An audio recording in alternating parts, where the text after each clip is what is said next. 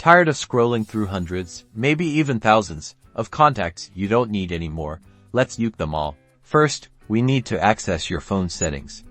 Look for the gear icon, usually labeled Settings, and tap it. Now, scroll down through the Settings menu until you find something that says Accounts or possibly Accounts and Backup, depending on your phone.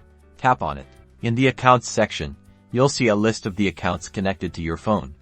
Most likely, your contacts are synced with your Google account. Tap on the Google account you use for your contacts. Here, you'll see what's being synced with your Google account. Find Contacts. See if the toggle next to Contacts is turned on, shown by the toggle being green or blue and to the right. If so, switch the toggle to the off or left position. This stops the sync. A warning message will pop up asking if you are sure you want to remove the contact data from your device. Select Delete to confirm. Now, the important part, go back to your home screen and locate the Contacts app icon. Long press on the icon until a menu appears. From this menu, select App Info.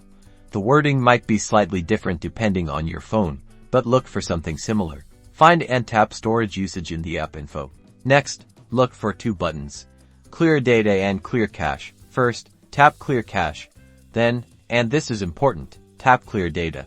Your phone will now display a message making sure that you really want to delete all of the app's data. Confirm your decision to proceed.